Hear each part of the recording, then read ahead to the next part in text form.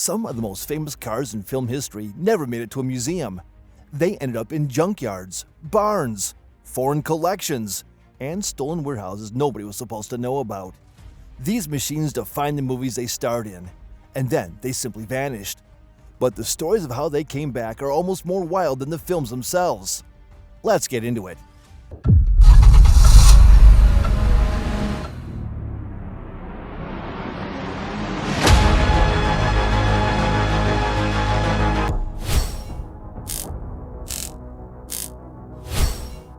Number 10. The Smokey and the Bandit Trans Am. In the summer of 1977, a black and gold Pontiac Trans Am tore across movie screens and immediately sold out at dealerships across America. Director Hal Needham spotted the car in a magazine ad, called Pontiac, and talked them into lending 4 cars for the film. Burt Reynolds slid that thing sideways through every state in the South, and audiences lost their minds. Trans Am sales doubled the following model year after the film released. But when production wrapped, Pontiac took the cars back, and multiple accounts confirmed the original filming Trans Ams were crushed. Gone. Just like that. However, one Trans Am escaped the compactor. Universal Studios held onto a promotional car that traveled with the film before its release, and that car ended up titled directly to the Burt Reynolds Institute for Film and Theater. It later surfaced at a Barrett-Jackson auction carrying a certificate from Universal Studios and a plaque from General Motors, confirming exactly what it was. The actual movie cars did not survive, but this promo car, directly connected to Reynolds and to the production itself, made it through and became the closest surviving link to the real Bandit car in existence. And that distinction matters more than most people realize. Number 9. Christine. John Carpenter used 24 Plymouth Furies to make the 1983 film Christine. They crushed them, burned them, and crushed them for the self-repair sequences. And when production ended, most of what remained was scrap. The 1958 Plymouth Fury was a forgotten car before Stephen King chose it. King picked it specifically because nobody talked about it, because it had no legend attached yet. Only around 5,000 were ever built, and they came from the factory in a single color, buckskin beige with gold trim, which meant every red Christine on screen was a custom-painted non-Fury Plymouth underneath.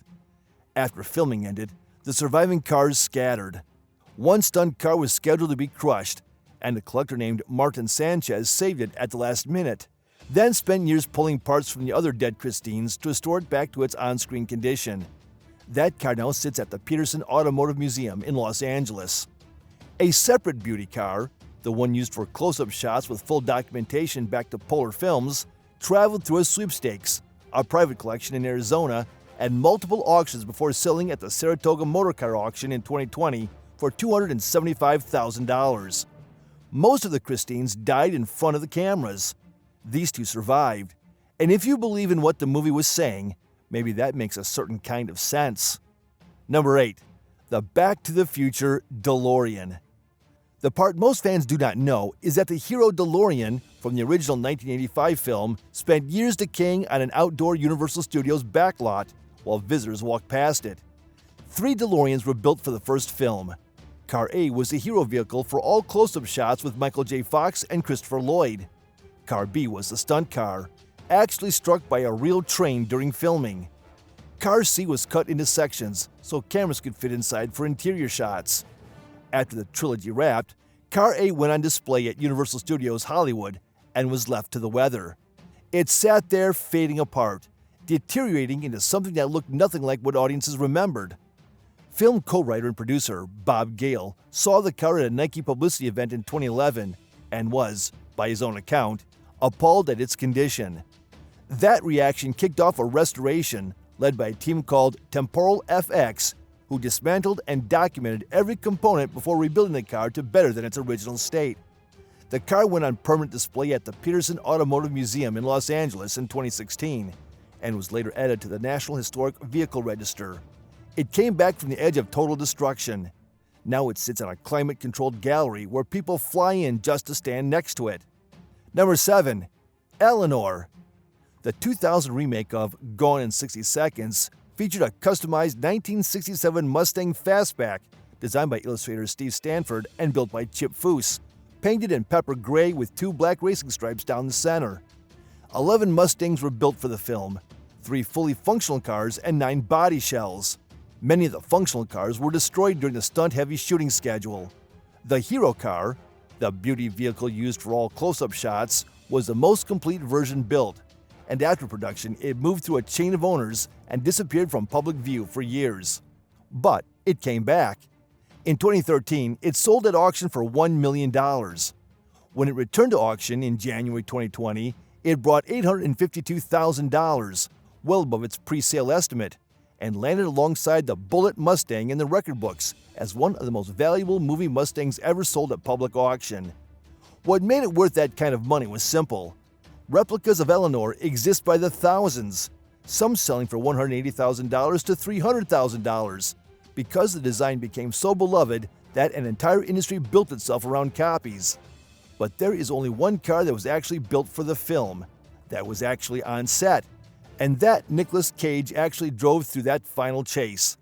That distinction, for the right person, is worth everything. Number 6. The Mad Max Interceptor. This is where the story gets properly dirty. The original V8 Interceptor from Mad Max was a 1973 Ford Falcon XB GT that filmmakers Byron Kennedy and George Miller had custom built for their 1979 Australian film. It started as a white family car from the Ford plant and got transformed into the most menacing machine ever to roll across an apocalyptic wasteland on film. After the first movie finished shooting, the car found no buyers and was handed to the film's mechanic, Murray Smith.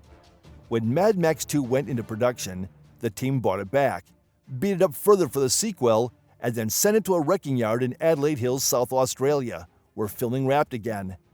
The Interceptor sat in that junkyard under a canvas cover while hundreds of people drove past it every single day with no idea what was underneath. The only thing that gave it away was 8 fake exhaust pipes sticking out from below the canvas. A fan named Bob Forsenko tracked the car down, bought it, and restored it, replacing the lost front nose cone while keeping the twin fuel tanks from Mad Max 2. He toured it around Australian shopping centers and agricultural shows before selling it to collector Peter Nelson, who shipped it to the Cars of the Stars Motor Museum in Cumbria, England. When that museum closed in 2011, developer Michael Deezer bought the entire inventory and had it shipped across the Atlantic to Florida, where the Interceptor went on display at the Miami Auto Museum. From a junkyard in South Australia to a museum in Florida, the car that defined post-apocalyptic cinema almost became scrap metal twice over. Number 5. The 1966 Batmobile. George Bears bought a 1955 Lincoln Futura concept car from Ford Motor Company for $1. The Futura was a one-of-a-kind show car built entirely by hand at the Gia Body Works in Turin, Italy, at an original cost of $250,000, roughly $2.5 million in today's money. Ford used it on the auto show circuit and was ready to destroy it when Bears purchased the thing as a prop. When the producers of the 1966 Batman television series came to Bears needing a Batmobile in 15 days on a $15,000 budget, he pulled the Futura out of his shop and went to work. 15 days later, the most recognized car in entertainment history was finished. Adam West and Burt Ward drove it through 3 seasons of television and a feature film. Bears kept it in his personal collection for decades, taking it to shows and events, and in January 2013, he finally sold it at the Barrett-Jackson auction in Scottsdale, Arizona. The crowd roared with every $500,000 increment. 2 final bidders ended up flipping a coin to decide the winner. Enric Champagne, a Phoenix area businessman who grew up watching the show, won the coin toss and paid $4.62 million. He said he came to that auction with one intention only. A $1 investment became a $4.62 million result, and a car built in 15 days on a $15,000 budget became one of the most expensive television vehicles ever sold at public auction. Number 4. The Bullitt Mustang. Steve McQueen drove a Highland Green 1968 Ford Mustang GT through the hills of San Francisco and shot one of the most famous car chase sequences ever filmed. The scene took 3 weeks to shoot, with the cars hitting speeds exceeding 110 miles per hour on real public streets. When the movie was released, the Mustang disappeared almost immediately. It was sold to a Warner Brothers employee who used it as a daily commuter, then sold to a New Jersey detective named Frank Maranka, who placed a small ad in the October 1974 issue of Road and Track that read, "1968 Bullitt Mustang, driven by McQueen in the movie, can be documented." Robert Kiernan responded and bought the car for around $6,000. McQueen himself tracked it down and wrote the Kiernan family a personal letter in December 1977 asking to buy it back, saying he wanted to keep it in its original condition as it was used in the film. The Kiernans refused. They drove it as a daily car until the clutch gave out in 1980 with 65,000 miles on the clock, then parked it in a barn in Nashville, Tennessee, where it sat for decades.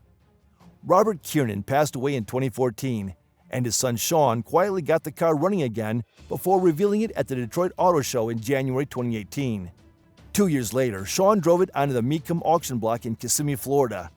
Bidding jumped to $500,000 immediately, then $1 million, then $2 million, then past $3 million. 7 minutes of bidding later, the car sold for $3.74 million, the most expensive Mustang ever sold at public auction. The family had owned it for 45 years. His father paid $6,000. The math needs no commentary. Number 3. The Bullitt Stunt Car. Everyone knows the hero Bullitt Mustang story, but almost nobody talks about the second car. 2 identical Highland Green 1968 Mustang GTs were sourced for the film. The hero car was used for close-up shots. The second was the Jumper, built specifically for the most dangerous stunts and the airborne moments over San Francisco's hills that made the chase legendary. After production ended, that second car was deemed beyond repair and reportedly scrapped. For decades, everyone assumed it was gone. Then, just months before the Kiernan family went public with the hero car in 2018, the supposedly destroyed stunt Mustang turned up in a junkyard in Mexico, in far worse condition than the hero car, with decades of decay on it, but still there. The car that was supposed to be gone had survived in a foreign scrapyard without anyone knowing what it was. 2 Bullitt Mustangs entered that film. 2 Bullitt Mustangs still exist.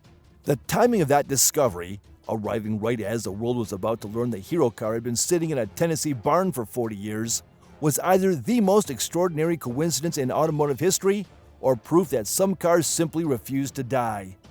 Number 2. The Goldfinger Aston Martin DB5. 4 Aston Martin DB5 cars were delivered to Eon Productions for the 1964 James Bond film Goldfinger. 2 were used in actual filming. 2 were used for promotional tours. The filming car fitted with all the gadgets, the ejector seat, the revolving number plates, the machine guns hidden behind the front grille, was chassis DP216-1. The original DB5 prototype straight from the Aston Martin factory. That car appeared in both Goldfinger and Thunderball. After Thunderball wrapped, the gadgets were stripped and the car was sold. Collector Gavin Kezar bought it, reinstalled all the spy equipment at his own expense, then sold it to Utah jeweler Richard Losey, who kept it for 15 years. In 1986, Florida developer Anthony Pugliese bought it at a Sotheby's auction in New York for $250,000. For the next decade, the car appeared at Bond events and car shows.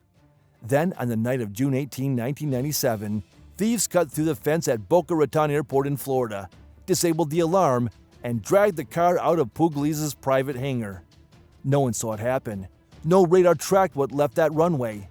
The insurance company paid out $4.2 million and offered $100,000 for information leading to its return. 25 years of near silence followed. Then in 2022, art recovery specialist Christopher Marinello, who had been working the case since 2007, announced the car had been located in a private setting somewhere in the Middle East, believed to be somewhere across Bahrain, Kuwait, Saudi Arabia, or the UAE. Marinello believes the current possessor has no idea they are holding stolen goods. The car is now valued at over $25 million. It has been found. It has not been returned. Number 1. The James Bond DB5. The Goldfinger DB5 is the greatest lost movie car story in history because it is the only one on this list still unresolved. A car that starred in one of the most beloved film franchises ever made, worth over $25 million, was stolen in a heist worthy of the very films it appeared in, sat in an unknown location in the Middle East for a quarter century, and still has not physically come home. Meanwhile, a stunt Mustang turned up in a Mexican junkyard at exactly the right moment. A DeLorean was pulled back from complete decay. A black Pontiac survived a compactor. Every single car on this list came back from somewhere it should not have survived. And every single one carries more weight now than it ever did on screen. Because what these stories prove is that the right car in the right film stops being a machine. It becomes something people will search for across decades and continents to bring back. And as long as people keep searching, those cars keep living. If you want more stories like this, subscribe. The next one is already harder to believe than this one.